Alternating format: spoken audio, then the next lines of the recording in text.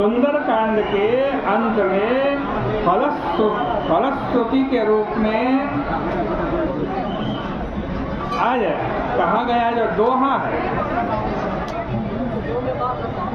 उसे और अधिक आश्वस्त करता हुआ प्रतीत होता है,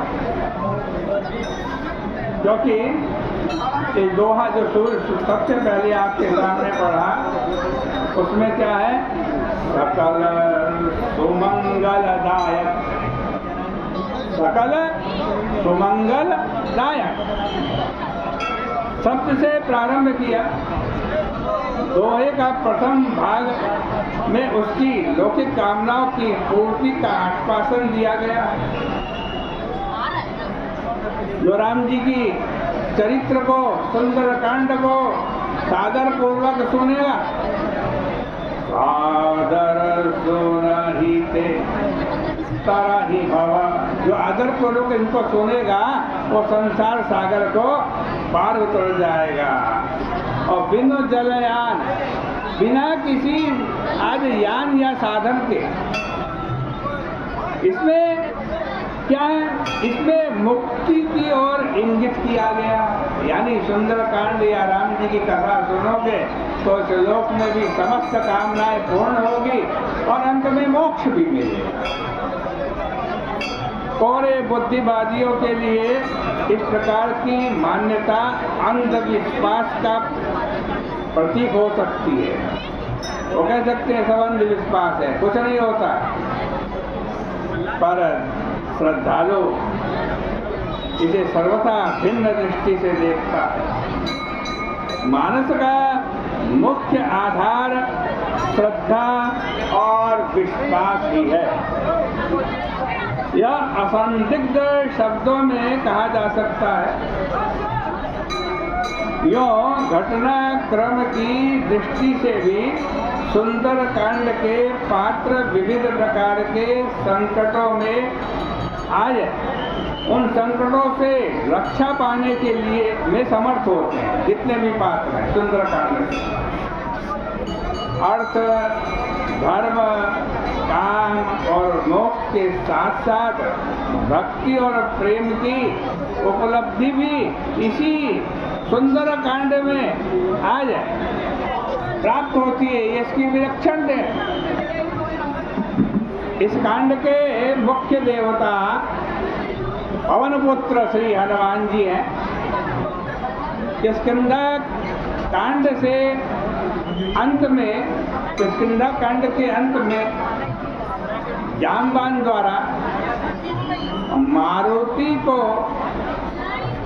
आज कहा गया जो वाक्य है, हनुमान जी की स्तुति में जो जामवान के द्वारा कहा गया वाक्य है, वह जनमानस में व्याप्त भावना को, इस भावना को पुष्ट करता है। सब बंदर जब समुद्र के तट पर पहुंच गए, इतना लंबा समुद्र पार कैसे कर, सब मौन बैठे हुए। तब आंजनेय को उत्तेजित करने के लिए ऋक्षपति ने इन शब्दों का प्रयोग किया। कहा, आप पवन के पुत्र हैं और आपका ताकत, आपका बल भी पवन के समान ही है। बुद्धि, विवेक और विज्ञान के आप निधान हैं। ऐसा कौन सा कठिन कार्य है जो आपके द्वारा संपन्न नहीं किया जा सकता। ऋक्षपति सुन हनुमाना, ऋक्षपति सुन हनुमाना, काचुप साधि रहु बलवाना, काचुप साधि रहु बलवाना, पवन तनय बल पवन समाना, बुद्धि विवेक विज्ञान निधाना, पवन सो काज कठिन जग माही, कवन सो काज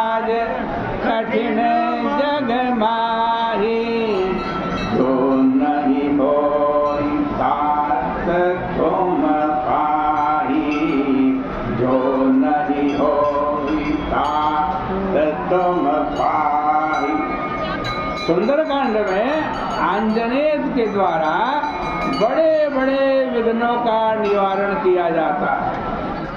इससे श्रद्धालु यह आश्वासन प्राप्त करते हैं कि भगवान की कृपा से बड़े बड़े विघ्नों पर विजय प्राप्त की जा सकती है। सुरसा के मुख में प्रविष्ट होकर आंजनेय के बाहर आने का जो प्रसंग है, यह भक्तों पर क्या प्रभाव डालता है?